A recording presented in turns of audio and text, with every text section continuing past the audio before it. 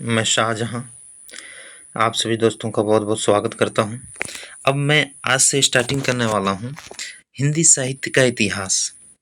दोस्तों, बीच में कुछ समय दूसरा हो गया था, इस वजह से मैं आप लोगों के लिए कंटेंट लेकर के नहीं आ रहा था, लेकिन अब आपको पूरा सीरीज मिलेगा हिंदी साहित्य का इतिहास में। सब चीज़ हम ख़त्म कर देंगे, पूरा टॉपिक, क्योंकि मैं मटेरियल तैयार कर रहा था ऑलरेडी, यही बात था और बाकी कुछ नहीं था दोस्तों।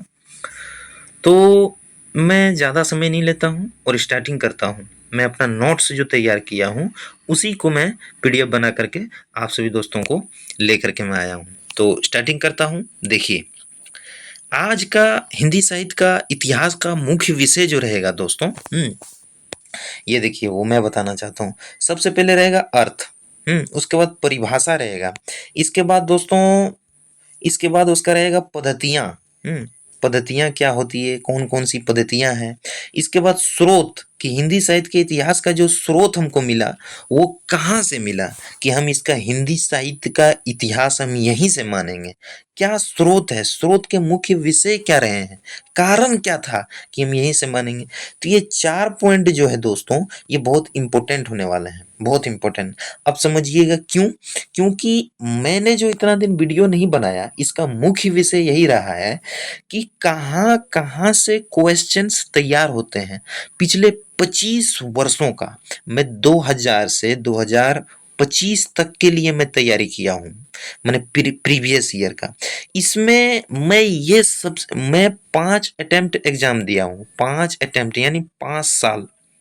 उसमें अगर लीजिएगा 3.5 साल, 1 साल कोरोना का आगे बढ़ गया था, तो 3.5 साल कंटिन्यू मैं एग्जाम में बैठा हूँ। मुझे इस बात का अनुभव है कि कहाँ से कंटेंट किस तरह से तैयार होते हैं, और मैं जेआरएफ के लिए ऑलरेडी कर रहा था। खैर, तो मेरा मुख्य विषय यही है कि कहाँ कहाँ से क्वेश्चंस बनते हैं, किस किस को छोड़ते हैं। हाँ, ऐसा है, इसलिए मैं कुछ दिन वीडियो नहीं बना पा रहा था दोस्तों। अब मैं चलता हूँ आज का स्टार्टिंग के लिए। तो देखिए, मैं बता दिया आप सभी दोस्तों को कि आज का मुख्य विषय रहेगा अर्थ। हिंदी साहित्य का अर्थ क्या है, हिंदी साहित्य का इतिहास का, यानी हिंदी साहित्य के इतिहास का अर्थ क्या है। इसके बाद इसकी परिभाषाएं क्या क्या है, किसका, हिंदी साहित्य के इतिहास का परिभाषाएं, हिंदी साहित्य के इतिहास का परिभाषाएं क्या क्या है, इसका बहुत इंपॉर्टेंट है। इससे संबंधित 3 क्वेश्चंस पूछे जाते हैं हर एग्जाम में। आप इस बात को समझे या नहीं समझे, मैं 5 अटेम्प्ट दिया हूँ, मुझे इस बात का अनुभव है, इसलिए मैं बताता हूँ। इसके बाद किससे, परिभाषाओं से संबंधित। इसके बाद पद्धतियां 2-3 पूछी जाती हैं मिलान में।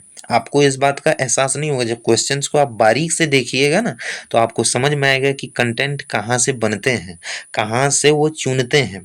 आपको ये बात डायरेक्टली वो नहीं पूछेंगे किस पद्धति से ये क्वेश्चंस हम दिए हुए हैं। हो सकता है वो सुमिलित करने में क्रम से लगा दिए हों, या सुमिलित करने में वो क्रम से लगा करके वो नीचे वस्तुनिष्ठ में चुनने आपको दिए हों। माने क्वेश्चंस बनते हैं, ये मुख्य विषय है, इसलिए मैं इसको लेकर के आया हूँ। इसके बाद स्रोत, इसका क्या क्या स्रोत है, किसका, हिंदी साहित्य के इतिहास का स्रोत क्या क्या है। आप इस चीज को आप आज देख रहे हैं ना, बहुत फैक्ट्स आपका कंप्लीट होगा, तथ्य, फैक्ट्स मीन्स तथ्य बहुत कंप्लीट होगा। आप इस बात को ध्यान से सुनिए, इसके बाद देखिए कि कंटेंट है क्या। तो चलिए अब स्टार्टिंग करते हैं। देखिए, मैं डेट कोने में नहीं लिया हूँ, ऑलरेडी मेरी ये कट चुके हैं। खैर कोई बात नहीं, ऊपर आप समझ जाइएगा। देखिए, मैं हिंदी साहित्य के इतिहास लिखा हूँ, ऊपर में आप देखिए, ऊपर में आप देखिए मैं हिंदी साहित्य का इतिहास लिखा हूँ। वो थोड़ी सी मिस्टेक हो गई, कट हो गई है, आप घबराइएगा नहीं इस बात से। तो देखिए, हिंदी साहित्य के इतिहास यानी साहित्य के इतिहास की परिभाषाओं जो दिया है, परिभाषाएं, हिंदी साहित्य के इतिहास का जो परिभाषाएं दिया है, किसने क्या दिया है, इस बात का चर्चा अभी होगा। अब कैसे चर्चा होगा, तो जरा आप देखिए, जरा आपको देखना है ये बात। मैं जूम करके देखता हूँ। इतिहास की परिभाषाएं क्या क्या है, इतिहास का मतलब होता क्या है, यानी इति का मतलब दृश्य। देखिए यहाँ लिखा हुआ है, इति का मतलब दृश्य, और हास का मतलब निश्चित, सॉरी, हा का मतलब निश्चित, इति का मतलब, इति का मतलब आप कमेंट जरूर कीजिएगा। इति का मतलब है एशिया। जान यानी कि जहां से लिया गया है, एशिया है। हा का मतलब है निश्चित, इति का मतलब है एशिया, हा का मतलब है निश्चित। हाँ, और स का मतलब है यानी कि स का मतलब है, आपको मैं दिखाना चाहता हूँ जूम करके, यानी कि मैं दिखाना चाहता हूँ, आप देखिए यहाँ से जूम जूम करके मैं दिखा रहा हूँ आपको। ये देखिए, इसका मतलब है विवरण। इस बात को आप देखिए, यहाँ विवरण है ये, विवरण किसका, स का मतलब विवरण, ये विवरण है। तो शॉर्ट में देखिए एसीए यानी ऐसा निश्चित विवरण कि जिसको हम समझ सके, वही इतिहास। अब देखिए बहुत से माने कि इसके बारे में, ये इतिहास हिंदी इतिहास ही नहीं है, हिंदी का तो इतिहास है। शुरू में अगर हम देखें तो यह हमें इतिहास यानी हिस्ट्री का भी इसमें रिलेटेड मिलता है। अब हेरोडोटस, अब देखिए इसने क्या परिभाषाएं दिया है। इसकी एक पुस्तक है हिस्टोरिका, हिस्टोरिका, कमी हिस्ट्रिया मिलेगा। आपको दो नाम या तीन नाम इसके मिलेंगे, हिस्टोरिया या कहीं हिस्टीरिका भी मिलेंगे, थोड़ा सा डिफिकल्ट लेकिन है इन्हीं का। क्यों जानते हैं? क्योंकि अब मान लीजिए कोई आलोचक दूसरा हुआ, कोई आलोचक तीसरा हुआ, कोई आलोचक कुछ हुआ, तो हर कोई कंटेंट सिर्फ एक ही नहीं उठाता है, वो कहीं से कुछ स्रोत उठाते हैं उनके। तो शब्दों में कुछ कुछ प्राचीन में हमें अभी अगर देखें यानी आधुनिक में तो हमें कुछ डिफिकल्ट मिलेंगे, तो उनको आप माइंड में रखिएगा। थोड़ा सा डिफिकल्ट आपको मिलेंगे कहाँ तक, 1050 ईस्वी तक, यानी विक्रम संवत आदिकाल का जो हमारा है वहां तक का थोड़ा डिफिकल्ट आपको मिलेंगे सन में। तो उस चीज से आप निश्चितता का माइंड में आप रखिए इस बात को। और चलते हैं। अब ये देखिए इन्होंने क्या दिया है कि ये विश्व में इतिहास के जनक माने जाते हैं। कौन? विश्व में इतिहास के जनक माने जाते हैं, हेरोडोटस इतिहास के जनक माने जाते हैं। इनके द्वारा रचित पुस्तक हिस्टोरिका इतिहास की प्राचीनतम पुस्तक है। इन्होंने इतिहास की परिभाषा देते हुए कहा है, क्या कहा है? अब देखिए यहाँ कि सत्य सत्य घटनाओं का क्रमबद्ध अध्ययन ही इतिहास है। आपको मैं बताता हूं दोस्तों, या तो आप मेरी वीडियो को पहले देखिएगा, या तो फिर सुनिएगा, दो में से एक कीजिए। इसके बाद दूसरी बार या तीसरी बार आप नोट्स बना लीजिएगा, इससे आपका कंटेंट जो है बहुत तैयार होगा। आप इस चीज को ध्यान में रखिएगा, पहले सुनिए, देखिए, फिर समझिए। तो देखिए क्या लिखा है हिस्टोरिका, हिस्टोरिका पुस्तक में उन्होंने और क्या परिभाषाएं दिया है। यहाँ देखिए मैं इन्वर्टेड कॉमा में लिखा हूं कि सत्य घटनाओं का क्रमबद्ध अध्ययन ही इतिहास है। और आपको ये बात मैं कंफ्यूज में नहीं डालना चाहता हूं कि आधुनिक इतिहास के जनक कौन माने जाते हैं। ये तो प्राचीन में है ना, कौन प्राचीन में है? हमारे हेरोडोटस। और आधुनिक इतिहास के जनक कौन माने जाते हैं? यहाँ देखिए आधुनिक इतिहास, ये नोट में मैं बहुत लिखा हूं, इसलिए बीच में कंटेंट में तैयार नहीं कर पा रहा था। हर चैप्टर का मैं कंटेंट तैयार किया हूं, हर चैप्टर का। आपको मैं एक दिन ये दूंगा, कल या परसों, कि किस किस चैप्टर का मैं वस्तुनिष्ठ प्रश्न तैयार किया हूँ, किस किस टॉपिक का मेरे पास नोट्स में तैयार किया हूँ। मैंने पूरा पूरा सिलेबस में खत्म करके आप लोगों को तैयार करके लाया हूँ। उसका पीडीएफ में मैं प्रोवाइड कराऊंगा, लेकिन आप पहले इसको देखिए। इसके बाद देखिए यहाँ कौन है आधुनिक इतिहास के जनक, कौन माने जाते हैं? तो आधुनिक इतिहास के जनक मोंतेन माने जाते हैं। इन्हीं को बोला जाता है तैन। यहाँ देखिए मैं लिखा हूं, इन्हीं को बोला जाता है तैन, इन्हीं को बोला जाता है तैन। इन्होंने तीन बातों पर ध्यान दिया है। कौन सी तीन बातें इनकी? एक तो दिया है जाति, दूसरा वातावरण, तीसरा क्षण दिया है। ये क्षण है, इसलिए मैं थोड़ा सा जूम करके आप लोगों को दिखाना चाहूंगा। देखिए क्षण है, ये क्षण, क्षण। अच्छा है, क्योंकि पीडीएफ बनाने में थोड़ा सा इधर उधर होता है पीडीएफ में, क्योंकि ये गूगल है।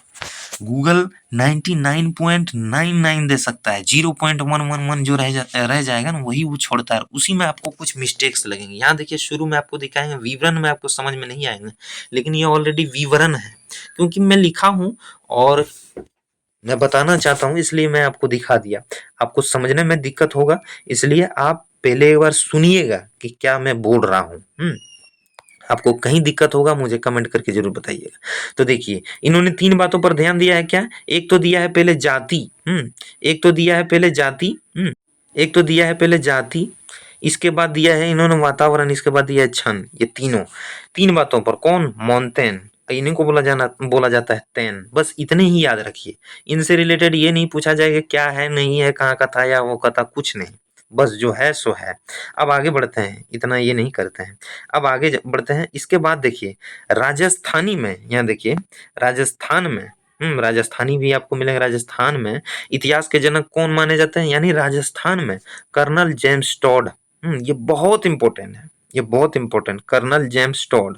ये आपको आगे चल करके मैं बताऊंगा, अभी नहीं बताऊंगा क्योंकि वीडियो ज्यादा लंबी ना हो इस वजह से। ऑलरेडी धीरे धीरे बढ़ रही है, कंटेंट हमारे पास ज्यादा है। लेकिन एक बात बताना चाहता हूँ, आप समय नहीं देखिएगा, कंटेंट को देखिएगा दोस्तों, क्योंकि कंटेंट तैयार करने में भी समय लगता है। और मैं जहाँ से कंटेंट लिया हूँ, मैं कहीं खरीदा नहीं हूँ, लेकिन मैं जहाँ से उस चीज को हासिल किया हूँ, जैसे भी किया हूँ, उसमें भी समय लगता है। तो जिनको तैयारी करनी है वो समय नहीं देखते हैं, लंबी दूरी के जो छलांग लगाने वाले हैं वो तैयारी को देखते हैं, समय को नहीं। समय तो लगता है हर चीज में दोस्तों। तो इसलिए मैं बताना चाहूंगा आपको कि ये भी जो नाम आया है इसके बारे में अगर चर्चा करूं तो ये क्लास अभी बीच में रुक जाएगी। ये बहुत बड़े नाम है, इनको आप याद में रखें। Colonel James Tod. आगे मैं बताऊंगा, आगे मैं बताऊंगा कि कर्नल जेम्स टॉड कौन है। लेकिन एक बात आपको बताऊंगा, ये पद्मावत से रिलेटेड है, बस इतना ही आप याद रखिए। अब चलते हैं, इन्होंने क्या परिभाषाएं दी है कि अतीत की घटनाओं का वर्तमान के संदर्भ में अवलोकन ही हाँ साहित्य का इतिहास है। इधर थोड़ा सा मतलब कि ये हो गया है दोस्तों। अब मैं बता देता हूँ, साहित्य का इतिहास है। आप लिख लीजिएगा थोड़ा सा। हाँ, थोड़ा सा आप मैनेज कीजिए। 1-2 पेज में आपको ऐसे मिलेंगे, लेकिन घबराना नहीं है क्योंकि आगे पीछे हर चीज का होता है, हर चीज से तैयारी होता है। थोड़ा सा 19-20 होता है, आप इस चीज को थोड़ा ध्यान में रखिएगा। तो इन्होंने वही दिया कि क्या दिया है कि अतीत की घटनाओं का वर्तमान के संदर्भ में अवलोकन ही इतिहास है। इसको आप याद रखिएगा। कर्नल जेम्स टॉड बहुत इंपॉर्टेंट है दोस्तों, बहुत। आप सुनिए पहले, इसके बाद आप नोट कीजिएगा, इसके बाद आप क्या बोलते हैं, लिखिएगा। इसके बाद आते हैं महर्षि वेदव्यास। इनके भी द्वारा जो माने कि दिए गए हैं वो भी बहुत इंपॉर्टेंट है, वो भी बहुत इंपॉर्टेंट हैं। आप इस बात को ध्यान में रखिएगा दोस्तों। ये इन्होंने भी जो परिभाषाएं दिया है ये भी बहुत इंपॉर्टेंट है। क्या दिया है कि धर्मार्थ काम मुखेक्षेसु, धर्मार्थ काम मुखेक्षेसु उपदेश समिंतम पूर्व विरित सत्याव्याख्यान इति इतिहास समुच्यते। ये कौन है? महर्षि वेदव्यास, यानी संस्कृत के हैं। तो उन्होंने उसी हिसाब से दिया है। तो आपको शॉर्ट में याद रखना है, इसका अर्थ क्या है नहीं है वो भी बताऊंगा, लेकिन अर्थ नहीं पूछेगा आपको वहां। आपको माने की परिभाषाएं देगा और उसी में आपको टिक लगाना है, बस यही तो काम है। लिखने का भी आता नहीं है। लिखने का कार्यक्रम जितना भी पहले net JRF UGC PGT TGT जो भी था, जीआईसी डीसी जितना भी वो सब में 2009-10 तक होते थे, 12 तक हुआ है। इसके बाद लिखने पिखने का काम नहीं आता है उतना। तो देखिए धर्मार्थ काम मुखेक्षेसु उपदेश समिंतम पूर्व विरित, यानी पूर्व विरित सत्याख्यान इति इतिहास समुच्यते। अब मैं इसको हटा करके आपको देता हूं, आप लिख लीजिए कि धर्मार्थ काम मुखेक्षेसु उपदेश समिंतम पूर्व विरित सत्याख्यान इति इतिहास समुच्यते। यही इनकी परिभाषा है। अब चलते हैं आगे। चार्ल्स डार्विन, यानी विकासवादी दृष्टिकोण से इन्होंने दिया है। चार्ल्स डार्विन बहुत इंपॉर्टेंट है दोस्तों। मैं समय लिया हूं, लेकिन आपको जो कंटेंट दूंगा ना वो कहीं नहीं मिलने वाला है, कहीं नहीं मिलेगा आपको यूट्यूब में, कहीं। आप ढूंढ के देखिएगा, पहले देखिएगा कि क्या कंटेंट है। इसके बाद इन्होंने क्या दिया है आप देखिए कि विकासवादी दृष्टिकोण से दिया है। ये पूछेगा चार्ल्स डार्विन का किस दृष्टि में ये परिभाषा है, आपको ये परिभाषा दे करके भी पूछेगा। विकासवादी दृष्टिकोण, उपदेशवादी दृष्टिकोण, उपदेशवादी दे देगा, उपदेशवादी। इसके बाद हो सकता है वो दूसरा भी कुछ दे दे। आपको घबराना नहीं है किसी बात को लेकर के, एग्जाम ऐसे नहीं दिए जाते हैं। देखिए विकासवादी दृष्टिकोण, उपदेशवादी दे देंगे उपदेश से। इसके बाद सामाजिक दृष्टिकोण दे देंगे, और भी दे देंगे कि उपदेशवादी हो गया, समाज हो गया, और इनमें से कोई नहीं एक दे देगा, इनमें से कोई नहीं। तो आपको समझना है कि किस दृष्टिकोण से, विकासवादी दृष्टिकोण से दिया है। क्या है इनकी परिभाषा कि सृष्टि का बाह्य विकास उसके आंतरिक विकास का परिणाम है। किसी भी कार्य के पीछे कुछ निश्चित ही कारण होते हैं। इसी कारण कार्य श्रृंखला को खोजते हुए आंतरिक विकास प्रक्रिया प्रक्रिया को समझना इतिहास है। बहुत अच्छा दिया है, आप इस चीज को समझिएगा ना तो बहुत है। सृष्टि का बाह्य विकास यानी सृष्टि ने जो रचा है वो बाह्य विकास में जो हुआ है उसके आंतरिक विकास का परिणाम, आंतरिक विकास का परिणाम है। किसी भी कार्य के पीछे कुछ निश्चित ही कारण होते हैं। ऑलरेडी ये बात सही है कि कोई भी कारण या कुछ कार्य होता है तो उसके पीछे कोई कारण होता है। इसी कारण और यह कार्य श्रृंखला को खोजते हुए आंतरिक विकास की प्रक्रिया को समझना ही इतिहास है। बहुत अच्छा माने कि इसका दृष्टिकोण है, ये इनकी विचारधारा है और यही इनका परिभाषा है दोस्तों। परिभाषा है। आप नोट बाद में कीजिए, पहले सुनिए, देखिए, पहले सामने मोबाइल पकड़ के नहीं, यूट्यूब में लगा दीजिए, क्वालिटी लगा दीजिए, इसके बाद आगे रख दीजिए, वीडियो का फुल साउंड कीजिए, इसके बाद आप वीडियो को देखिए ध्यान से, जैसे फिल्म को देखते हैं। आपको एक बार में तैयारी समझ में आ जाएगा। इसके बाद आप दूसरी बार हो सकता है सुनिए, लिख लीजिए। मैं ऐसा ही किया हूँ, बहुत तैयारी करने में समय लगा है, इसके बाद मैं आप लोगों को लेकर के आया हूँ। आप घबराइए नहीं दोस्तों, मैं जैसा भी कंटेंट लेकर के आया हूँ ना, आप इसे तैयारी कीजिए, जरूर निकलेगा जेआरएफ आपका। जिस चीज के लिए आप तैयारी कर रहे हैं जरूर निकलेगा। पहले आप कंटेंट देखिएगा, आगे चलते हैं। अब आते हैं तैन, जिनके बारे में आगे आप हम लोग पढ़े। तैन मोनतैन वही है। इनकी जो है मैं देखिए बहुत बगल में लिखा हूँ, ये सब जो छोटे छोटे आपको मिलेंगे ना, ये सब आप लोगों के लिए ही मैं लिखा हूँ कि इनके बारे में कहाँ किसके लिए कौन सा प्रश्न तैयार हुआ था, इसलिए मैं इसको बगल में लिखा हूँ। पहले इनकी परिभाषाओं को लेकर के चलते हैं, इसके बाद मैं आपको समझाऊं कि ये मैं क्यों लिखा हूँ बगल में। यही वजह है कि इसके बगल में लिखा हूँ, आपको समझा दूंगा। आप थोड़ा सा इसको लिख लीजिएगा, इसके नीचे में आप इस चीज को लिखिएगा, इसके नीचे में, और नोट करके लिखिएगा कि ये चीज जो लिखा गया है ये क्वेश्चंस पूछे गए थे, इसलिए मैं लिखा हूँ। आपको बताता हूँ, आगे चलता हूँ। अब देखिए मोंटेन या तैन बोलिए, इन्हें आधुनिक इतिहास का जनक माना जाता है। कौन सा? आधुनिक इतिहास का जनक माना जाता है। इन्होंने इतिहास लेखन में जाति, वातावरण, क्षण, विशेष को महत्व दिया। क्या दिया है? जाति, वातावरण, जाति को दिया, वातावरण को दिया है, क्षण को दिया है, विशेष महत्व दिया है। क्या दिया है? जाति दिया, वातावरण, क्षण, विशेष को महत्व दिया है। किसी जाति विशेष की वातावरण विशेष से प्रभावित क्षण विशेष में निर्मित प्रवृत्ति एवं घटनाओं का विश्लेषण ही इतिहास है। इसका तो ऊपर में ही आप समझ जाइएगा कि परिभाषा जाति, जाति, वातावरण, क्षण, विशेष को महत्व दिया, तो उसी से रिलेटेड है। देखिए, किसी जाति विशेष की वातावरण विशेष से प्रभावित क्षण यानी समय विशेष से निर्मित प्रवृत्ति यानी प्राकृतिक घटनाओं एवं घटनाओं पर विश्लेषण ही इतिहास है। कितना अच्छा दिया है, शॉर्ट। आप पहले सुनिए फिर लिखिएगा।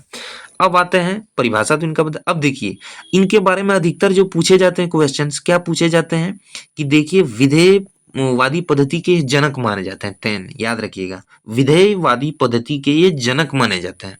अब ये कौन सी पद्धति है तो आगे आगे बारे में बताऊंगा मैं। आगे अभी इसकी सीरीज हो रही है, इसी क्लासेस में आपको बताएंगे क्या विधेयवादी पद्धति क्या होती है, क्रमवादी पद्धति क्या होती है, शास्त्रीवादी पद्धति क्या होती है, माने जो जो भी है आपको आगे मिलेंगे, आप टेंशन नहीं लीजिए। तो हिंदी में विधेयवादी पद्धति के जनक कौन माने जाते हैं? आचार्य रामचंद्र शुक्ल। ये विधेयवादी पद्धति के जनक माने जाते हैं, माने कि इन्होंने लॉन्च किया। इन्होंने किसी चीज को लॉन्च किया। तो हमारे भारत के जो हैं वो प्रथम कौन है? तो आचार्य रामचंद्र जी शुक्ल है। आचार्य रामचंद्र शुक्ल, रामचंद्र शुक्ल जी हैं। शुक्ल जी, अच्छा रामचंद्र शुक्ल, मैं बहुत शॉर्ट में लिखता हूँ, आपको समझाने के लिए, आचार्य रामचंद्र शुक्ल। अब आगे बढ़ते हैं। अब आते हैं एक कार्लाइल या कार्लाइल, कहीं कलाइल भी मिलेंगे आपको, तो वही है, कहीं कलाइल भी मिलेंगे आपको, कलाइल ये भी मिले हैं, कलाइल भी मिलेंगे आपको, इससे घबराइएगा नहीं। ये तीनों नाम जो हैं, ये दो हो गए, फिर ये, यानी कि 1 2 3, ये तीनों नाम 1 2 3, आपको घबराना नहीं है, एक ही नाम है। अब आगे बढ़ते हैं। देखिए इन्होंने क्या दिया है परिभाषा कि इतिहास एक ऐसा दर्शन है जो दृष्टांकों के माध्यम से शिक्षा देता है। अब दृष्टांकों का माध्यम का मतलब क्या है, तो मैं देखिए बगल में आपको लिख दिया हूं, क्या दिया हूं, उदाहरण होता है। दृष्टांकों का मतलब होता है उदाहरण। बहुत अच्छे से समझाऊंगा आपको, बहुत अच्छे से आपको समझ में आएंगे। मैं ये नहीं बोलता हूं ये वो नौ छो, आपको समझ में आएंगे, ऐसा मैं करके आया हूं, इसलिए गैपिंग हुआ है मेरे क्लासेस में। लेकिन आप टेंशन लिए, देर होता है मगर अंधेर नहीं होता है दोस्तों, आपको पूरा कंटेंट मिलेगा। आगे बढ़ते हैं। अब देखिए दूसरा पेज में आपको हिंदी साहित्य के इतिहास का, अब आता है जो मेन है, उसी को मैं उठाया हूँ, जो मेन है, डॉक्टर नगेंद्र। इन्होंने क्या दी है, डॉक्टर नगेंद्र तो आप जानते हैं हिंदी साहित्य का इतिहास, संपादक जो है वही है डॉक्टर हरदयाल के साथ मिलकर के। देखिए क्या दिया कि बदलती हुई अभिरुचियों का इतिहास साहित्यहास है, साहित्य का इतिहास है, इसलिए उसको बोला जाता है साहित्यहास। साहित्य का इतिहास जो है, ये साहित्य का इतिहास लिखें अगर तो कितना लंबा होता है ना। तो इन दोनों को जोड़ा है, साहित्य का इतिहास प्लस साहित्य का प्लस इतिहास, यानी साहित्यहास हुआ। तो अब चलते हैं, देखिए जिसका सीधा संबंध आर्थिक क्रियाओं से है। कितना बढ़िया दिया है इनका परिभाषा, कि बदलती हुई अभिरुचियों का इतिहास साहित्यहास है, जिसका सीधा संबंध आर्थिक क्रियाओं से, यानी सामाजिक क्रियाओं से रिलेटेड पूंजी से है, वही वही। अब आते हैं आचार्य रामचंद्र शुक्ल, बहुत इंपॉर्टेंट है दोस्तों, बहुत। आप देखिए कि मैं कितना तैयार किया हूँ। 1 दिसंबर 2021 मिलेंगे आपको, यहाँ देखिए इधर बगल में 2 दिसंबर, यहाँ 1 दिसंबर 2021 है, आपको मिलेंगे, डेट भी मिलेंगे। आप देखिएगा मैं बहुत मेहनत से तैयार किया। आचार्य रामचंद्र शुक्ल का देखिएगा, बहुत इंपॉर्टेंट है इनका। क्या है कि प्रत्येक युग का साहित्य वहां की जनता की चित्तवृत्ति का संचित प्रतिबिंब है। ये चित्तवृत्ति का प्रत्येक युग में बदलती रहती है, चित्तवृत्ति जो है प्रत्येक युग में बदलती रहती है। हम बदलते हैं, आप बदलते हैं, हमारा समाज धीरे धीरे बदलता है, तो वही है चित्तवृत्ति। बदलती हुई चित्तवृत्तियों के साथ साहित्य परंपरा का सामंजस्य दिखाना ही इतिहास है।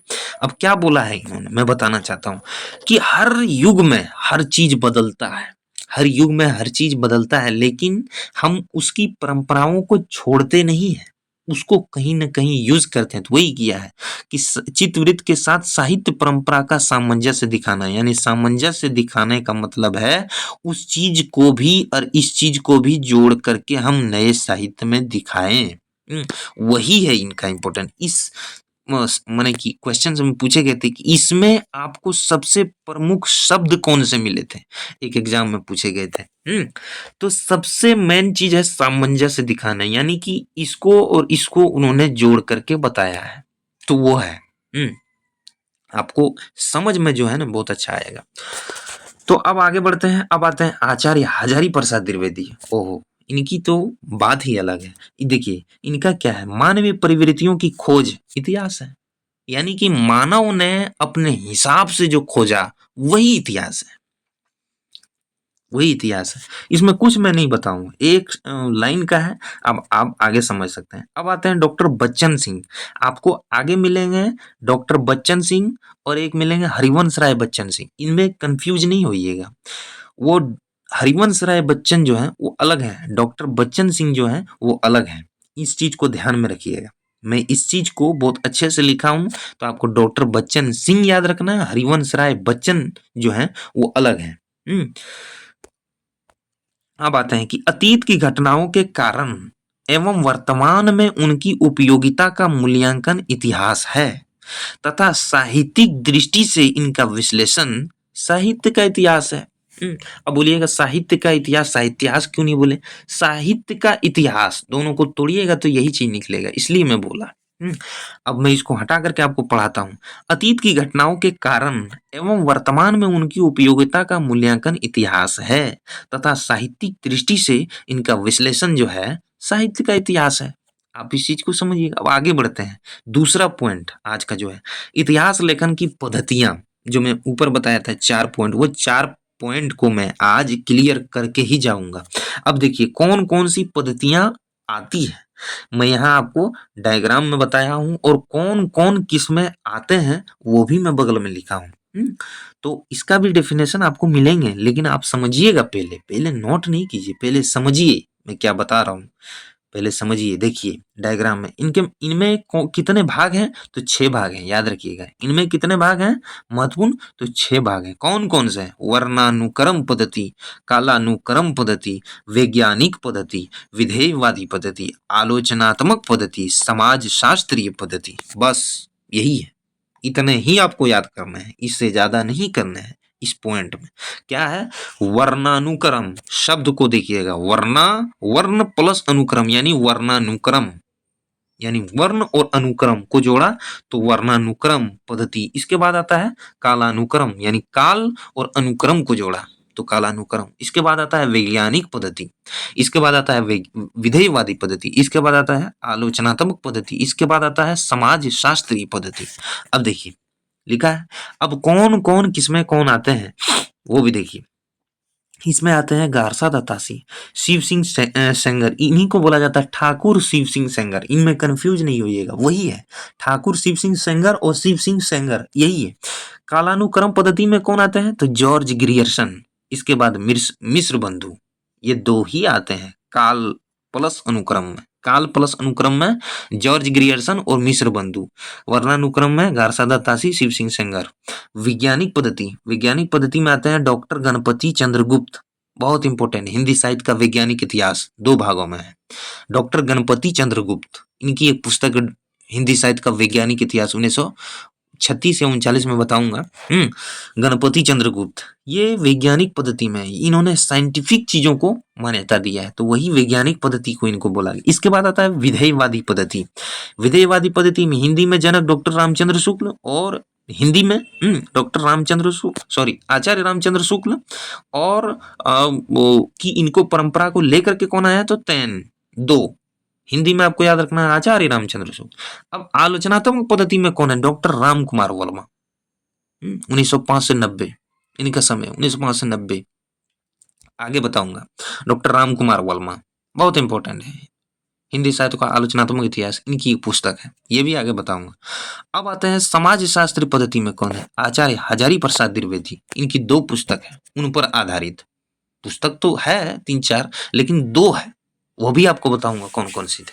आगे बहुत एक में अगर घुसेंगे इसमें तो यहाँ इसकी कहानी खत्म नहीं होगी। इसलिए मैं चाहता हूं कि अगर जिसके बारे में जहां पढ़ा जाए, इसके बारे में जहां पढ़ा जाए, इसके बारे में जहां पढ़ा जाए, इसके बारे में जहां पढ़ा जाए, उसके बारे में एक क्लास ही लेकर के आए, पूरा का पूरा पढ़। इसलिए मैं घुसना नहीं चाहता हूँ। इसका नाम ही है इतिहास। यहाँ देखिए साहित्य का इतिहास, यही तो है इसका नाम। इसके बारे में अगर घुसेंगे ना तो क्लास खत्म नहीं होगी, इसलिए मैं नहीं जाता हूँ। आपको एक शब्द में इतना अर्थ मिलेगा, इतना अंदर में ले जा करके घुस जाइएगा कि कहने का बात नहीं है। इसलिए उतना अंदर नहीं जाना है दोस्तों, क्योंकि मैं क्लास को आगे बढ़ाता हूँ। मैं तो बहुत कुछ बोल सकता हूँ, लेकिन उतना बोलूंगा नहीं, क्योंकि यहाँ उसका जरूरत नहीं है, आगे मैं बता करके दिखाऊंगा। अब आते हैं सबसे पहले क्या है, तो देखिए वर्णानुक्रम पद्धति। देखिए इसके बारे में वर्णानु, देखिए वर्णा है, यहाँ है, आपको लगेंगे ऐसा, वर्णानुक्रम पद्धति है, वर्ण प्लस अनुक्रम, मैंने बताया ना। तो इस चीज को आप ध्यान में दीजिएगा कि वर्णानुक्रम, वर्णमाला के वर्णों के अनुक्रम से रचनाकारों का परिचय देना, हाँ वर्णानुक्रम पद्धति है। वर्णमाला के अक्षरों और क्रमों के हिसाब, जैसे क ख ग घ, तो जैसे क वाले का दिया, ख का दिया, ग का दिया, ABCD, अंग्रेजी में ए का दिया, बी का, ए में जो भी आएगा उसमें समय नहीं देखा गया, उन्हें शब्दों को देखा गया, समय नहीं देखा गया, वही है वर्णानुक्रम पद्धति। आप इस बात को ध्यान दीजिएगा। इन्होंने समय को नहीं देखा है, इन्होंने वर्ण को देखा है। ABCD देखा, आ ई ई देखा, क ख क देखा, समझ रहे हैं ना। तो वही है, वर्णमाला के वर्णों के अनुक्रम से रचनाकारों का परिचय देना, उसमें वर्णमाला है, समझ रहे हैं। ये पद्धति सबसे प्राचीन शब्दकोश की तरह होती है, बहुत इंपॉर्टेंट है। यह पद्धति जो है सबसे प्राचीन शब्दकोश की तरह है। कौन? वर्णानुक्रम पद्धति। कवि परिचयात्मक ग्रंथ है, कौन? फ्रेंच भाषा में लिखा गया। इनमें दो सबसे प्राचीन पुस्तकें हैं। सबसे प्राचीन पद्धति है, देखिए मैं पॉइंट लिखा हूं, अमनोवैज्ञानिक पद्धति। इनको सभी ने माना नहीं है, कारण है इन्होंने नाम को मान्यता दिया, क्रम को माने सॉरी क्रम को मान्यता दिया, समय को नहीं दिया। अब कोई बाद में भी हुआ है, उस बीच को भी वहां लिख दिया क्रम के हिसाब से, वैसा नहीं है। समय को देना चाहिए, समय, जैसे 1 2 3 एक क्रम है।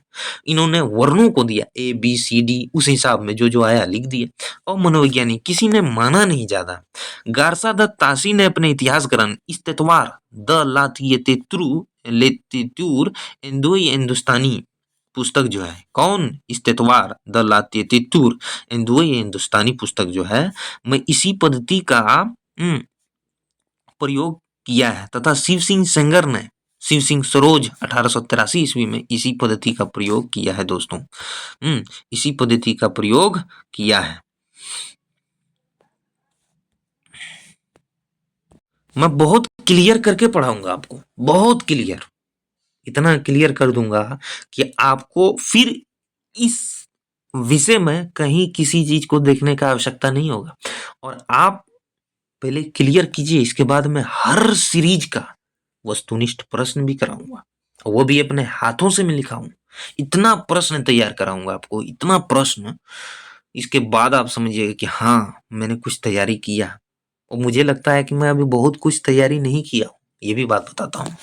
खैर, अब देखिए एक बार और बताता हूँ, इनका प्रयोग जो है वनानुक्रम दो बुक में हुआ है। एक इस्तेतवार द लेतित्यूर इंडो हिंदुस्तानी, एक शिव सिंह सरोज, दो पुस्तक में हुआ। बस यही चीज याद रखिएगा। अब आगे बढ़ते हैं। देखिए अब आते हैं कालानुक्रम पद्धति। काल प्लस अनुक्रम, कितना बढ़िया है, शब्द को मैं बगल में लिखा हूं, काल प्लस अनुक्रम यानी कालानुक्रम, काल प्लस अनुक्रम। तो देखिए, जन्म तिथि के आधार पर रचनाकारों का परिचय देना, इसे हम परंपरागत पद्धति भी कहते हैं। ग्रियर्सन ने अपने इतिहास ग्रंथ the modern vernacular literature of Hindustan में इसी पद्धति का प्रयोग किया है, और मिश्र बंधु ने भी इसी पद्धति का प्रयोग किया। कितना बढ़िया से मैं लिखा हूं, देखिए अंग्रेजी भाषा में लिखा गया था। कौन? The modern vernacular literature of northern Hindustan, आपको कहीं मिलेंगे। तो वही चीज, वो दूसरा है the modern vernacular literature of Hindustan, ये अंग्रेजी भाषा में लिखा गया है। ये इसी पद्धति का प्रयोग है, और मिश्र बंधुओं ने भी इसी पद्धति का प्रयोग किया है। किसका? काल प्लस अनुक्रम का। और ये पुस्तक जो है अंग्रेजी भाषा में। बस इतने बोल करके मैं आगे बढ़ता हूँ। अब आते हैं वैज्ञानिक पद्धति, ये बहुत इंपॉर्टेंट है, ये भी वैज्ञानिक पद्धति, ये भी जो है बहुत इंपॉर्टेंट है। वैज्ञानिक पद्धति क्या है कि पहले पढ़ते हैं, परिवृत्तियों का विश्लेषण, भाषा के विकास क्रम को ध्यान में रखना, रचनाकारों पर युगीन परिस्थितियों का प्रभाव। सबसे पहले इसका प्रयोग डॉक्टर गणपति चंद्रगुप्त ने किया। हिंदी साहित्य का वैज्ञानिक इतिहास, मैं उस टाइम में समय कुछ गलत बोला होगा तो उसके लिए सॉरी। 1964 है प्रथम भाग, दूसरा है 1965 द्वितीय भाग है। मैं शायद 1939 बोला था, लेकिन वो गलत है। मैं डॉक्टर राम कुमार वर्मा का 1938 में पुस्तक है हिंदी साहित्य का आलोचनात्मक इतिहास, 1938 आएगा, वो उस चीज को मैं बोल दिया था, उसके लिए सॉरी। देखिए इसका प्रकाशन वर्ष में भी लिख दिया हूँ। बहुत इंपॉर्टेंट है, प्रकाशन वर्ष भी पूछे जाते हैं पुस्तकों का क्रम से लगाने के लिए। क्रम से तभी लगाए जा सकते हैं जब आपको प्रकाशन वर्ष याद होंगे। बहुत इंपॉर्टेंट है, और इसलिए इसको लिखा हूं क्योंकि ये आते हैं हमारे आधुनिक में, इसलिए इस चीज को आप ध्यान में रखिएगा, बहुत इंपॉर्टेंट है। ये बहुत बारीक से मैं बनाया हूं, इतना तथ्य कि बोलिएगा नहीं ये कहाँ आपको काम देंगे। तो मैं बताना चाहता हूँ, ये आपको TGT में देंगे, PGT में देंगे, GIC में देंगे, GIC में देंगे, LT ग्रेड में देंगे, LT ग्रेड में देंगे। इसके बाद आपको देंगे NTA UGC नेट में, NTA UGC नेट में देंगे। कि बहुत इंपॉर्टेंट है, सेट में देंगे। सेट में देंगे। और हिंदी के अगर कहीं भी एग्जाम किसी चीज के होते हैं तो उनके में इसमें सबसे भारी अगर है यानी वजनदार है, ये है, ये है, ये है, ये है, ये है, ये है। बहुत इंपॉर्टेंट है। तो इतना भीतर का क्वेश्चंस आपको मैं तैयार करके दिया हूँ। और अन्य में कहीं और भी एग्जाम होते हैं हिंदी के तो वहां भी पूछे जा सकते हैं। इसलिए आप तैयारी अगर करते हैं तो बढ़िया से कीजिए। मैं समय लिया, बेशक 9 से 10 महीने आप लीजिएगा, तो मैं वीडियो नहीं डाला हूँ अपने चैनल में 9 से 10 महीने तक। क्यों? कंटेंट तैयार कर रहा था दोस्तों, मैं कंटेंट तैयार कर रहा था आप सभी के लिए। मैं आप सभी के लिए बहुत इंपॉर्टेंट है। आगे बढ़ते हैं, आगे बढ़ते हैं। देखिए, विधेयवादी पद्धति। विधेयवादी पद्धति क्या है? इस पद्धति के जो जनक माने जाते हैं वो तैन माने जाते हैं। पूछे जाएंगे आपको कंफ्यूज के लिए, इस पद्धति के जनक कौन माने जाते हैं, वहां नाम देंगे कौन? तैन। बगल में आचार्य रामचंद्र शुक्ल भी देंगे। तो आप मिस्टेक से इसको नहीं मारिएगा, पहले देखिएगा क्वेश्चन से क्या पूछे जा रहे हैं। विधेयवादी पद्धति अगर पूछेंगे तो ये होंगे। हिंदी में अगर पूछेंगे तो शुक्ल जी, देखिए यहाँ मैं बगल में लिखा हूँ नोट करके, यहाँ देखिए स्टार करके। हिंदी में प्रथम प्रयोगकर्ता आचार्य रामचंद्र शुक्ल। मिस्टेक नहीं होइएगा। मैं आप लोगों के लिए जैसा किया हूं आप उस हिसाब से अपने लिए कीजिए, तब आगे बढ़िएगा दोस्तों।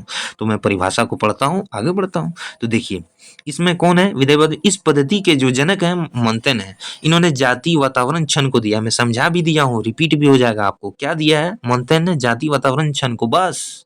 अब इनके जो है कौन, इनके किसी जाति विशेष की वातावरण विशेष से प्रभावित क्षण विशेष में निर्मित प्रवृत्ति एवं क्षण युग विशेष की प्रवृत्ति भाषा का विकास क्रम आदि विधेयवादी पद्धति है। तो इन्हें 3 शब्दों में याद रखिएगा। कौन? जाति, जाति वातावरण क्षण, बस यही चीज देखना है। जाति देखिए मिलेंगे, वातावरण मिलेंगे और क्षण मिलेंगे, बस समझिए पहले क्या है। ये तीनों मिलेंगे, टिक लगा देना है, बस कुछ नहीं देखना। आगे बढ़ते हैं। अब देखिए, हिंदी में प्रथम प्रयोगकर्ता कौन है? तो आचार्य रामचंद्र शुक्ल। मिस्टेक नहीं होइएगा, इसलिए मैं बगल में लिखा हूँ। रचनाकारों का परिचय काल प्लस अनुक्रम पद्धति प्रवृत्तियों का विश्लेषण तुलनात्मक दृष्टिकोण से दिया है। बहुत अच्छे है, बहुत। इसलिए मैं लिखा हूँ तैयारी करके, मैं कई बार लिखा हूँ, कई बार। आप इस चीज को समझिए, मैं कम से कम इस चीज को 4 बार लिखा हूँगा, 4 बार फेयर करके फिर मैं लिखा हूँ इसको। किसी चीज को मैं छोड़ा नहीं हूँ। चारों बुक मैं जो लिखा हूँ कॉपी में, चारों चीज में देखा हूँ कि अगल बगल में कुछ लिखा हूँ क्या, फिर उसको मैं नोट करके लिखा हूँ। एक भी शब्द को मैं नहीं छोड़ा हूँ।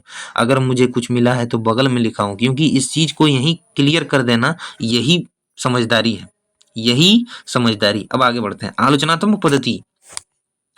रचनाकारों के रचनाओं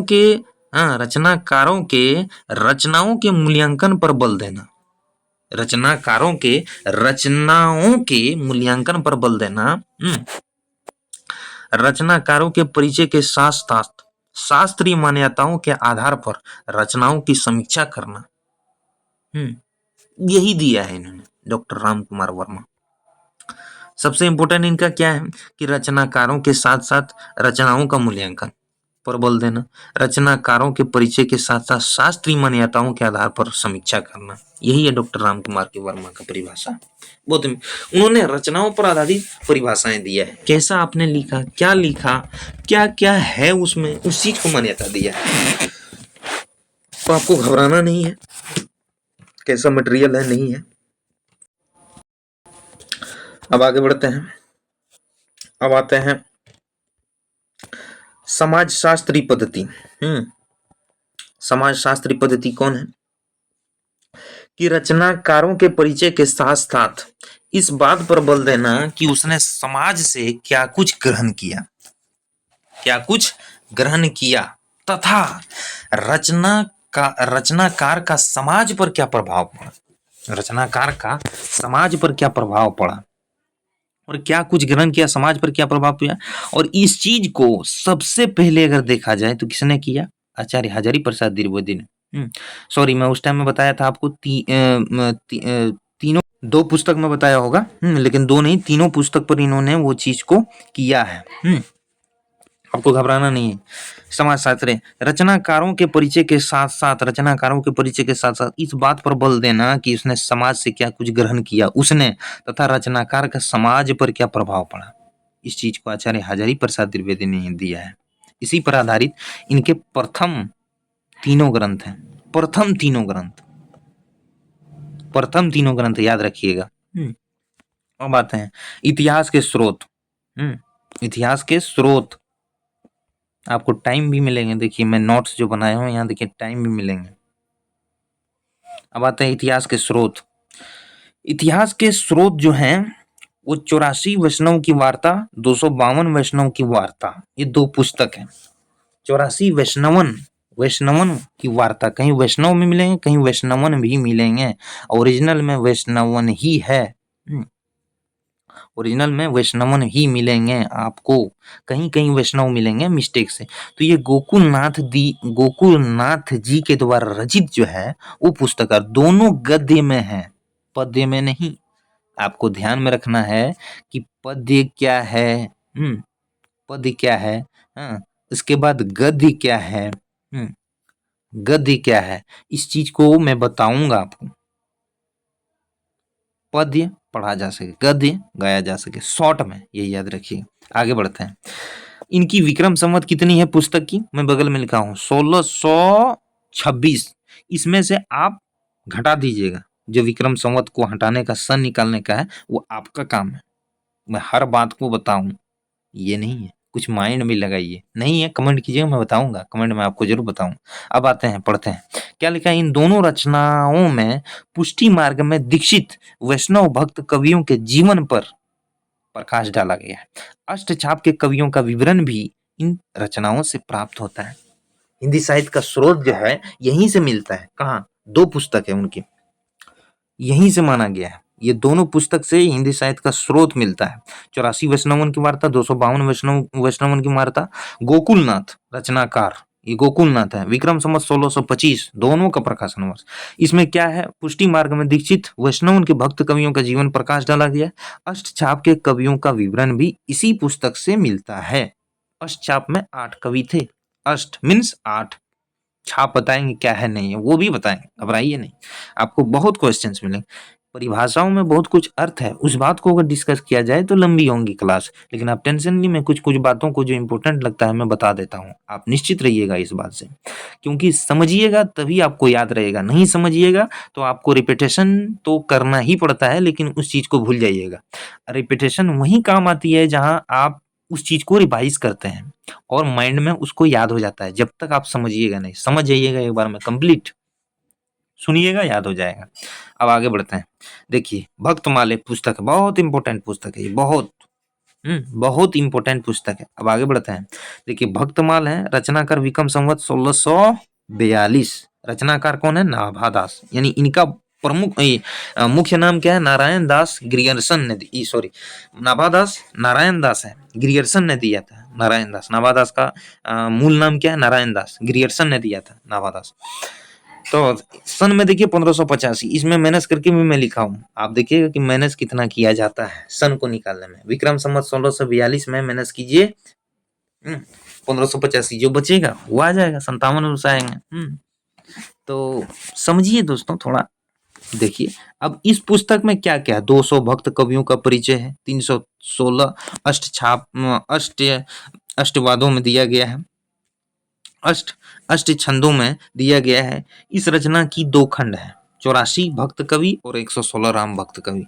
84 कृष्ण भक्त कवि है इसमें, और 116 जो है राम भक्त कवि। इन दोनों को जोड़िएगा तो 200 होता है भक्त कवि। इन दोनों को अगर जोड़िएगा तो 200 होगा।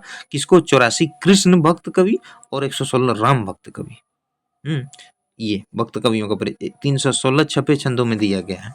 छपे छंद होते हैं, छपे छंद होते हैं, बहुत सारे छंद होते हैं, वो आपको मिलेंगे काव्य शास्त्र में, मैं बताऊंगा, उसको भी बताऊंगा। अब आते हैं पुस्तक मूल गोसाई चरित, रचना काल विक्रम संवत 1687। विक्रम संवत में ही अधिकतर पूछे जाएंगे आपको। सन में मुश्किल है कि आदिकाल के प्रश्न आपको मिलेंगे, मुश्किल से। सन में, ऐसे नहीं है, लेकिन हाँ रचनाकार का परिचय और उनके रचना कौन कौन से हैं वो पूछे जाएंगे। सन जो है मुश्किल है, क्योंकि इसमें बहुत कुछ थोड़ा सा 19-20 आपको मिलेंगे। और ये देखिए, अब आते हैं मूल गोसाई चरित जो है पद्य में है, अवधी भाषा में ही पूछते हैं मूल गोसाई चरित, इनमें ये पूछे गए हैं। मैं इसलिए बगल में लिखा हूं, इनके बारे में मुझे 3 क्वेश्चंस मिले हैं। 3 क्वेश्चंस, बाकी तो किनके रचित हैं, किनका है, कब का है, वही चीज पूछे गए हैं। लेकिन अलग जो मिले हैं वो किस ये पूछे गए हैं कि क्या है, वो गद्य है, पद्य है, या दोनों है, या इनमें से कोई नहीं। तो पद्य में है मूल गोसाई चरित। इसके बाद कौन सी भाषा में? अवधी भाषा में है। इस चीज को याद रखिएगा, मूल गोसाई चरित अवधी भाषा में, इसलिए मैं बगल में लिखा हूं। आगे बढ़ता हूं। भक्त नाम नामावली, भक्त नामावली किनके इनके रचनाकार जो हैं कौन है? तो देखिए ध्रुवदास रचनाकार। रचना काल का समय क्या है? रचना काल का समय 1698 है, यानी 1641 ईस्वी। 116 भक्त कवियों का संक्षिप्त जीवन चरित वर्णित है इसमें। अंतिम नाम जो है इसमें नाभादास जी का है भक्त नामावली। ये क्वेश्चन पूछे गए हैं, अंतिम नाम भक्त नामावली में किसका है? तो नाभादास जी का है, याद रखिएगा। और किसमें है? पद्य में है, इसलिए मैं लिखा हूं। कितना इसमें कवियों का उल्लेख? 116। इसका रचना काल का समय क्या है? 1641, संवत में 1698। 57 नंबर से अगर जोड़िएगा 41 में 57, तो 98 आएंगे, जोड़िएगा। यहाँ 98 आएंगे, एकदम मुंह में रखना है यार। आगे बढ़ते हैं। अब देखिए, कवि माला तुलसी रचनाकार एक हुए थे, तुलसी रचनाकार हुए थे। ये तुलसीदास नहीं है, वो तुलसी पहले हुए थे। रचना काल 1712 विक्रम संवत। इसमें 74 कवियों की कविताओं का मूल संग्रह सार है, बस, बाकी कुछ नहीं इसमें।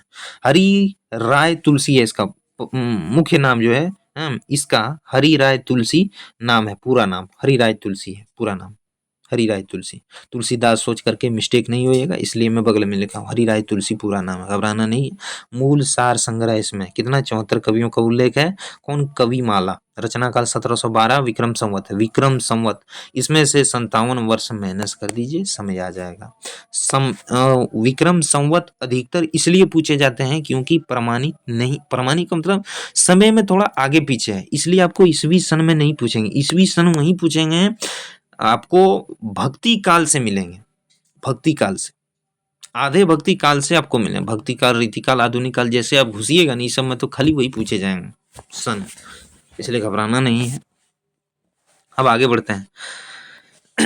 कवि हजारा एक रचना है, कवि हजारा। रचना काल कालिदास द्विवेदी। ये कालिदास वो कालिदास नहीं है जो श्रीलंका चले गए थे, वो नहीं है। रचना काल विक्रम संवत 1775 है, विक्रम संवत में।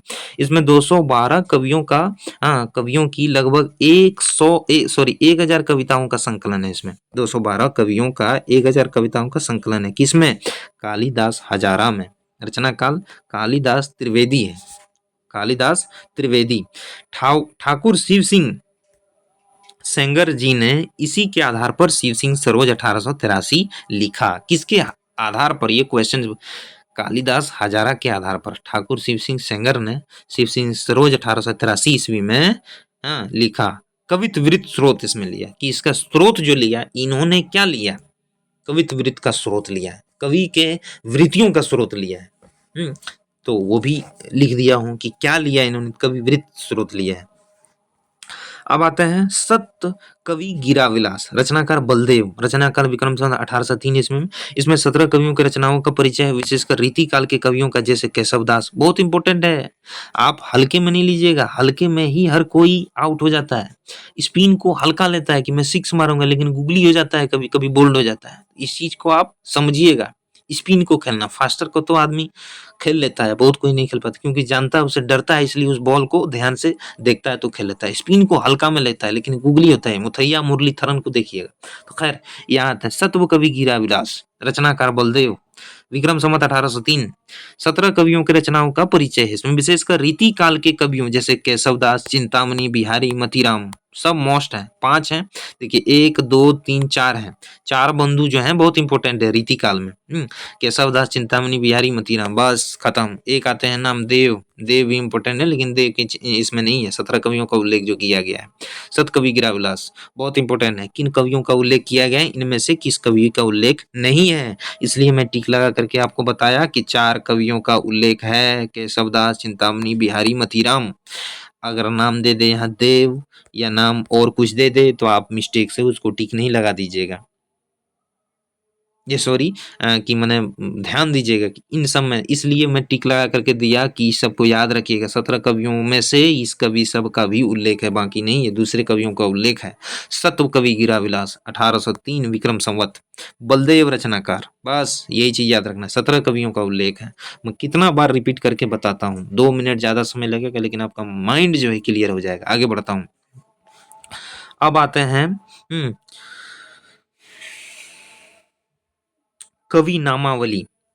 हम्म कवि नामावली, ये ऊपर में जो है मैं उनके बारे में बताऊंगा, थोड़ा सा मिस्टेक हो गया था, इसलिए देखिए क्रम में कवि नामावली है तो कवि नामावली के बारे में बताता हूँ, बाकी उसको भी बता रहा हूँ। कवि नाम रचनाकार सूदन, रचना गुरु विक्रम संवत 1810 है। सूदन कवि ने 10 कवियों के नामों का उल्लेख कर उनको प्रणाम किया है। बस कवि नामावली पुस्तक में क्या किया है, प्रणाम किया है, बस इतने याद रखना है। यही पूछेंगे, प्रणाम किया है या नाम का उल्लेख किया है या सामाजिक दृष्टिकोण से उनकी चर्चा किया है या समाज में उनका क्या प्रभाव पड़ा है। ये 4 प्रश्न आपको मैंने कि देंगे वो वस्तुनिष्ठ में, ऑप्शंस में टिक लगाने के लिए। तो क्या किया है, प्रणाम किया है, बस कवि नामावली में।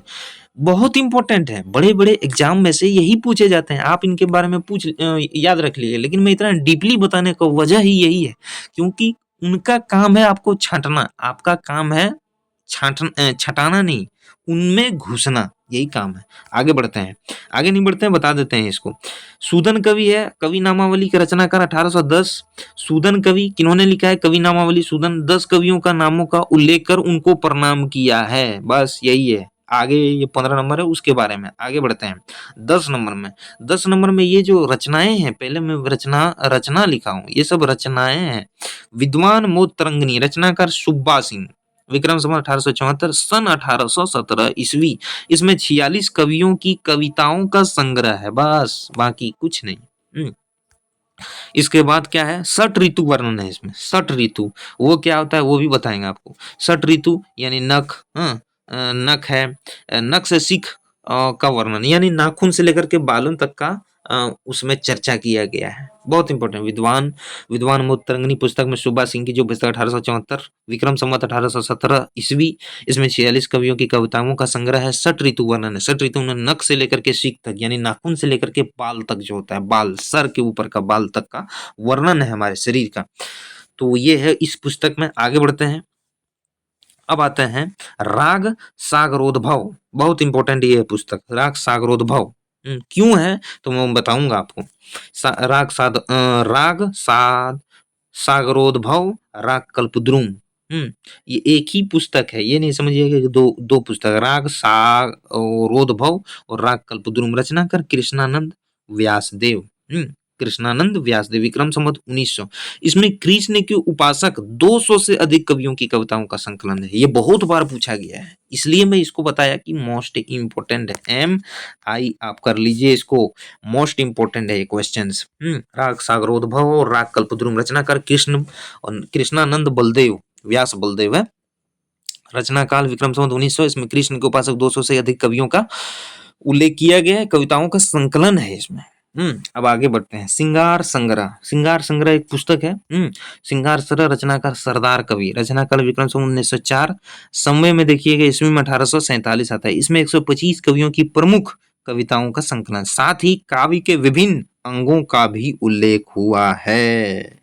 यही है, इसलिए मैं एक भी छोटा छोटा पुस्तक को नहीं छोड़ा हूं दोस्तों, क्योंकि आपके एक प्रश्न भी अगर उसमें पूछे जाते हैं, चाहे छोटे से पूछे जाए, चाहे आपको तमस उपन्यास से पूछे जाए, क्वेश्चंस होते हैं। आप पूरे पढ़ लीजिएगा, लेकिन उससे वो नहीं पूछेगा, जानता है कि उसको तैयारी करके आया, आपको वहीं से वो प्रश्न देंगे जहां से आप तैयारी करके नहीं जाइएगा।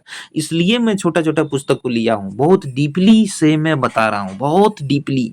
इसको वही स्टूडेंट लेगा जिनको इनका जरूरत है, इस चीज को समझिएगा। इसलिए मैं बता रहा हूँ, इतना उल्लेख कर रहा हूँ कि इसमें क्या 125 कवियों की कविताओं का संकलन है, साथ ही काव्य के विभिन्न अंगों का भी उल्लेख किया गया है। 2 पॉइंट है, 2 पॉइंट क्या, सिंगार संग्रह में सरदार कवि, सिंगार सरदार, सिंगार सरदार कवि, बस 1847 ईस्वी, इसमें 57 वर्ष जोड़ दीजिए और विक्रम संवत आ जाएगा। मैं तो यही बोलूंगा कि ईस्वी सन हमेशा याद कीजिए, ईस्वी सन। ईस्वी सन याद करने से आपको क्या होगा, शुरू से यानी आदिकालीन से लेकर के आज तक का, आज तक की कविताओं, अभी तक जो है, अभी तक में आपको ईस्वी सन ही मिलेंगे। ईस्वी सन आपको याद रहेगा कि मैं आदिकालीन में ईस्वी सन में याद किया हूं तो उसमें 57 वर्ष जोड़ दूं, बस विक्रम संवत में आ जाएगा। अगर आप विक्रम संवत में याद करते हैं मिस्टेक से कभी उसको ईस्वी सन में आप ले लीजिएगा, ये मिस्टेक कई बार हुआ है, इसलिए मैं बता रहा हूँ अपने अनुभव के हिसाब से। खैर, सबकी अपनी अपनी मर्जी है, आपको मिस्टेक ना हो इसलिए मैं बताया। विक्रम संवत आपको रीतिकाल तक मिलेंगे।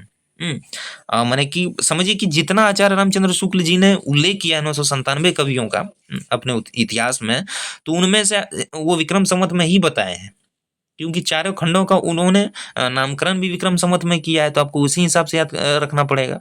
अभी याद कीजिएगा तो विक्रम संवत में याद रखना पड़ेगा। अगर ईस्वी सन में आप याद करते हैं तो आपको मिस्टेक नहीं होगी, क्योंकि शुरू से अभी तक ईस्वी सन में ही याद रखिएगा। जो विक्रम संवत में पूछेगा 57 जोड़ दीजिएगा, बस। आज का भी अगर विक्रम संवत में पूछे, आज भी विक्रम संवत चल रहा है, कब कितना चल रहा है वो आप कमेंट करके हमको बताइए। तो वही चीज है, समझने के लिए आप लॉजिक को समझिए, आपको क्लियर हो जाएगा। अब आगे बढ़ते हैं। हफीजुल्लाह खां हजारा एक पुस्तक है, बहुत इंपॉर्टेंट है ये पुस्तक। क्यों इंपॉर्टेंट है वो बताऊं। रचनाकार हफीजुल्लाह खां है। इसमें यहाँ देखिए, इसमें 1900 विक्रम संवत 1972 दो भाग में है। ये 16 नंबर का है। अब यहाँ देखिए 13 नंबर में जो है, इसलिए वो आगे बढ़े। 13 नंबर में देखिए यहाँ छूट गया था थोड़ा सा, इसलिए मैं ऊपर में रस चंद्रोदय लिख लीजिएगा, चंद्रोदय है, द्रोह है। ठाकुर प्रसाद इनके, विक्रम संवत 1925 है ये, 1925। इसमें बुंदेलखंड के 242 कवियों का परिचय है एवं उनकी कविताओं का संकलन है। किसमें? इसमें रस चंद्रोदय में लिख लीजिएगा थोड़ा अच्छे से। बुंदेलखंड के 242 कवियों का परिचय एवं उनकी कविताओं का संकलन है, यानी मिलाया भी है। 13 नंबर, बस इतना ही, 2 पॉइंट ही है, वही पॉइंट पूछे जाएंगे दोस्तों, क्योंकि आज क्वेश्चंस जो बनते हैं वो डीपली बनते हैं। आगे बढ़ते हैं। 14 नंबर में देखिए क्या, दिग्विजय। दिग्विजय मैं आपको दिखाना चाहता हूं, लिख लीजिएगा, दिग्विजय लिख लीजिएगा बढ़िया से, क्योंकि जब तक आप बढ़िया से नहीं लिखिएगा तो आप कैसे समझिएगा, कैसे समझिए। अभी आगे होगा, आपको आगे होगा, ये चीज नहीं सोचिएगा आगे।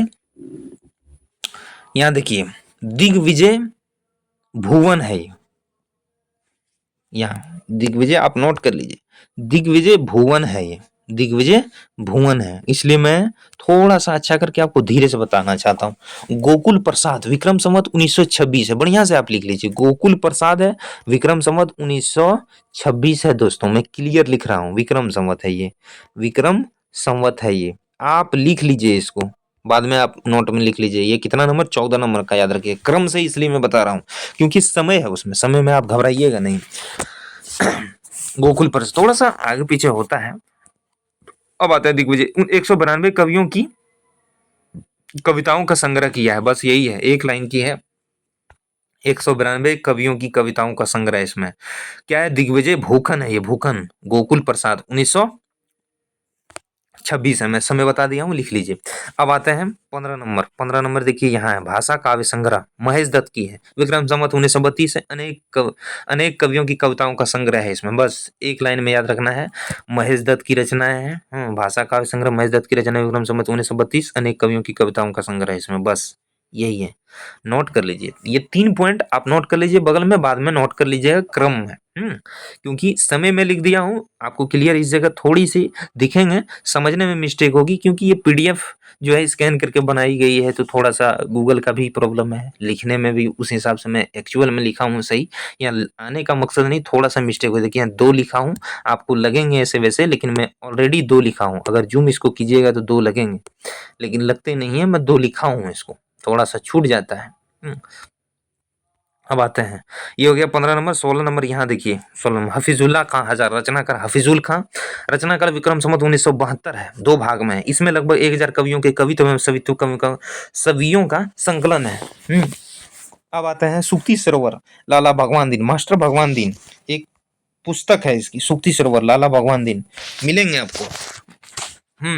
प्रसिद्ध कहानी है, प्लेग की चुड़ैल, उसमें मास्टर भगवान दीन लाला भगवान। रचनाकाल 1979, यानी वर्ष में अगर देखिए ईस्वी सन तो 1922 आएगा। ब्रज भाषा में रचित है ये। ब्रज भाषा के कवियों की साहित्यिक विषयों पर सूक्तियों का संकलन है इसमें। बस इतने ही याद रखना है। अब आते हैं सिलेक्शन फॉर हिंदी लिटरेचर। लाला सीताराम की पुस्तक है। रचनाकाल विक्रम संवत 1978 से 1984, विक्रम संवत में है। कवियों की आलोचनाओं, उनकी कविताओं का संग्रह है।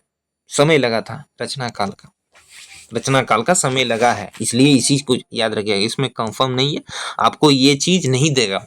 जहाँ दिक्कत होगा तो उसको भी पता है, आचार्य नागरिक प्रचारिणी सभा काशी को भी पता है कि क्वेश्चन हम कहाँ से बनवाएं।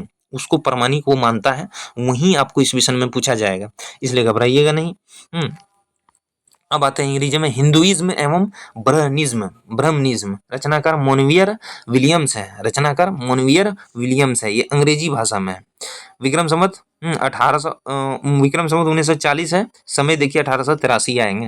हिंदू धर्म के सिद्धांतों का निरूपण है। हिंदू धर्म से संबंधित कवियों एवं उनकी रचनाओं की आलोचना। हिंदुइज्म जो है वो अंग्रेजी भाषा में है। अंग्रेजी भाषा में आगे बढ़ते हैं। अब देखिए हिंदी साहित्य के इतिहास का स्रोत में आगे आता है नागरिक प्रचारिणी सभा काशी। मैंने बताया ना अभी, बहुत इंपॉर्टेंट है ये, बहुत। नागरिक प्रचारिणी सभा काशी जो स्थापित हुआ था, कैसे हुआ था, उसके भी कारण है। तो देखिए नागरिक प्रचारिणी सभा की खोज की एक रिपोर्ट चली थी। क्या हस्तलिखित ग्रंथों की खोज का कार्य चला था। कब से कब तक चला था, तो 1900 से 1921 तक का कार्य चला था।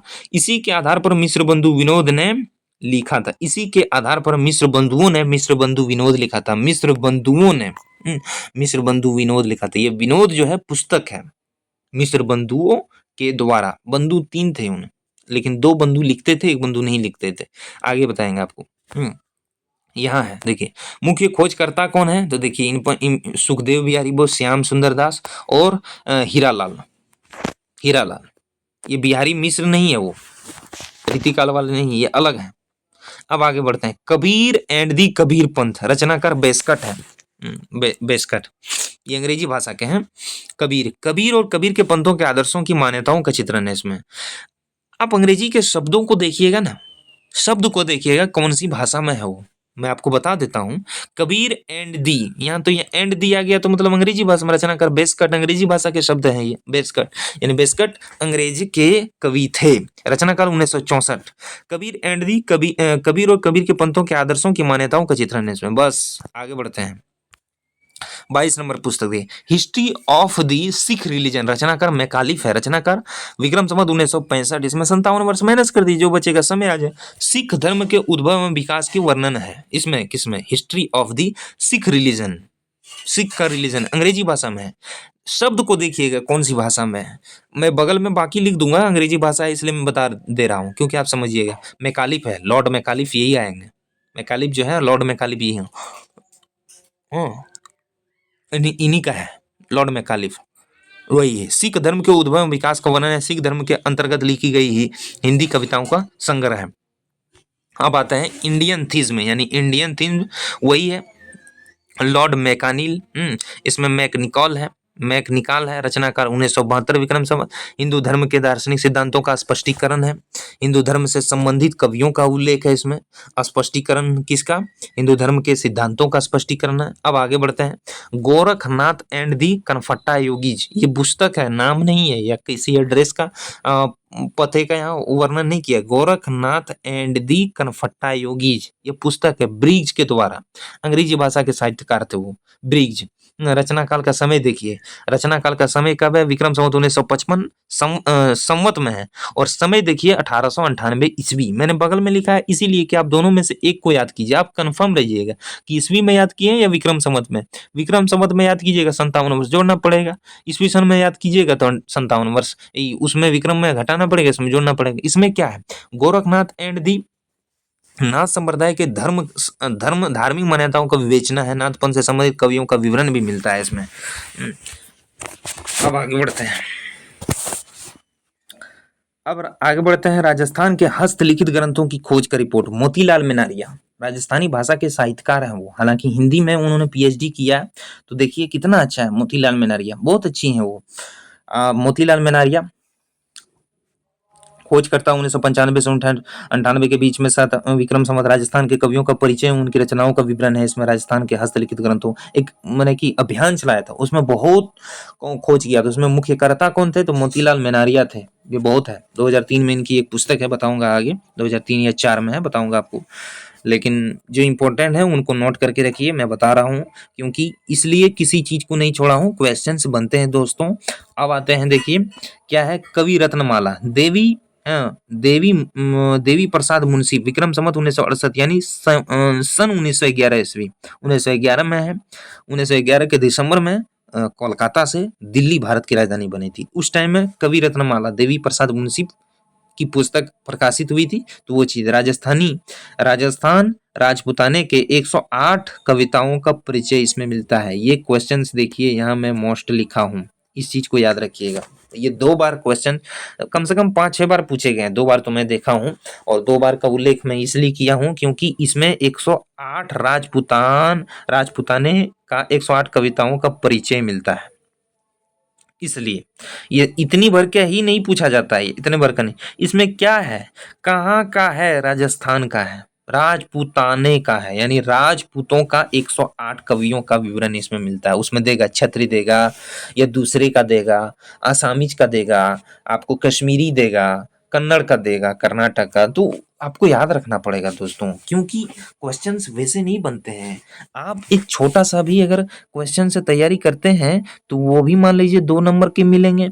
आप मान लीजिए कहीं का बड़े उपन्यासों का भी अगर आप किसी पात्र का नाम पूछ लिया कि तमस के पात्र का नाम बताइए, या जिंदगी नामा उपन्यास के बताइए, या कहानी ईदगाह का कौन सा पात्र का मैन है उसमें, तो वो भी नाम आपको देंगे। सम्मी है, नूरे है, क्या बोलते हैं, और भी हैं। तो उसमें मुख्य पात्र कौन है? 4 लड़के के साथ साथ और एक लड़का है, वो है जो दादी उनकी अमीना है, उनके जो पोते हैं वही है। तो ऐसे पूछे जाएंगे। आप जिनको पढ़िएगा उसको 80% है कि वो इग्नोर करता है, आप जिसको नहीं पढ़िएगा उसी चीज को वो 80% फॉलो करता है। यही है एग्जाम पैटर्न बनाने वाले का फॉलो अप। इस चीज को समझिएगा दोस्तों, यही है। मैंने 25 वर्षों का अध्ययन प्रीवियस ईयर का किया है। प्रीवियस ईयर का 25 वर्षों का हर एक साल का प्रश्न पत्र का कम से कम 5 बार रिपीटेशन किया है। तो समझिए मैं कितना क्वेश्चंस पढ़ा होगा, कितना पढ़ा होगा क्वेश्चंस 25 वर्ष का, 1-2 साल का नहीं। 2000 से 2024 तक का, दिसंबर तक का अगर लीजिएगा तो वो भी 2025 का मैं जून जो वाला एग्जाम जो पैटर्न हुआ था उसको भी मैं पढ़ा हूँ। कहाँ से क्वेश्चंस बनते हैं, किस चैप्टर से, किस पुस्तक से, वो भी मैं लिखा हूँ। इस चीज को जब तक नहीं समझिएगा क्वेश्चंस आपको समझ में नहीं आएंगे। आप बैठिएगा, बोल्ड हो जाइएगा। अगर क्रिकेट देखते हैं तो आपको समझना होगा कि पिच के साथ साथ गेंदबाजी को भी समझना है कि ये गेंदबाज कौन है, ये गेंदबाज क्या करता है। तो उस चीज को समझिएगा ना, आपको खेलने में मजा आएगा। तभी आप ड्रीम 11 में विजेता बन सकते हैं। वैसे नहीं कि स्पिच में कौन सा खेल होता है, चेन्नई में क्या होता है, वहाँ फास्टर नहीं स्पिन चलता है, बेंगलोर में क्या है, तो उस हिसाब से आपको समझना। दिल्ली में क्या है, अहमदाबाद में क्या है, कोलकाता में क्या है, उस चीज को समझना। चंडीगढ़ में क्या है, गुवाहाटी में क्या है, इंदौर में क्या है, राजकोट में क्या है, कटक में क्या है, तिरुवनंतपुरम में क्या है, विशाखापत्तनम में क्या है, तब आप समझिएगा पिच को, बॉलर को। उस चीज को समझना पड़ता है तब आप खेलिए। तो उसी हिसाब से मैंने किया है अध्ययन। 25 वर्ष का प्रीवियस ईयर का, हर एक साल में 2 बार एग्जाम होता है, 2 बार। अब मैंने 2-2 बार का पैटर्न को देखा है, क्या एग्जाम में पूछे गए हैं, कहाँ से क्वेश्चंस बनते हैं, कहाँ से क्वेश्चंस बनते हैं। मैंने उस चीज को भी नोट किया है पुस्तक में, नोट, और उसका भी मैं पीडीएफ बनाया हूँ। अभी मेरा पीडीएफ का कार्यक्रम चल रहा है डिजिटल के द्वारा, वो भी पीडीएफ में प्रोवाइड कराऊंगा, लेकिन धीरे धीरे, अचानक नहीं। आपको समय लगेंगे। पहले जितना मैं कराया उसको आप कीजिए, फिर मैं अगले सीरीज को लेकर के आऊंगा। तो दोस्तों आज का क्लास आप सभी दोस्तों को कैसा लगा ये हमें कमेंट करके जरूर बताइएगा। और एक निवेदन है, अगर आपको अच्छा लगा तो चैनल को सब्सक्राइब कीजिए, लाइक कीजिए, कमेंट कीजिए, अपनी राय हमें जरूर बताइए। और हाँ, आपको क्या चाहिए हमें वो बताइए, मैं उसमें लेकर के जल्दी आऊंगा वीडियो। आप कमेंट कीजिए। आज का मेरा यही है कि 50 कमेंट कीजिए, ज़्यादा नहीं, सॉरी 100 कमेंट कीजिए आप। किसी एक मुख्य विषय पर 100 कमेंट मुझे मिलेंगे, उसी पर सबसे पहले मैं क्लास लेकर के आऊँगा। जिस पर आपको माने कि संयोग लगता है, आपको दिक्कत लग रहा है, मुझे कमेंट करके बोलिए, मैं बताऊँगा आपको, ज़रूर बताऊँगा, या पर्सनल में मैं कुछ दे दूँगा। आपको टिप्स या कुछ दूँगा, जिसको आपको देख के या समझ के, आप पढ़ के आप उस चीज़ को समझिएगा। फिर मैं एक वीडियो लेकर के आऊँगा। तो दोस्तों, आज का कार्यक्रम या मैं अपने जो क्लास का मुख्य विषय है, यहीं ख़त्म करता हूँ। तो 4 पॉइंट को मैंने समेटा, आप ऊपर में देख लीजिएगा दोस्तों। बहुत मैंने तैयारी करके किया है, आप अपनी प्रतिक्रियाएँ हमें ज़रूर दीजिएगा, कैसा लगा, नहीं लगा, हमें ज़रूर बताइएगा दोस्तों। और यहीं मैं अपनी क्लास को समाप्त करता हूँ। बहुत-बहुत धन्यवाद। Thank you.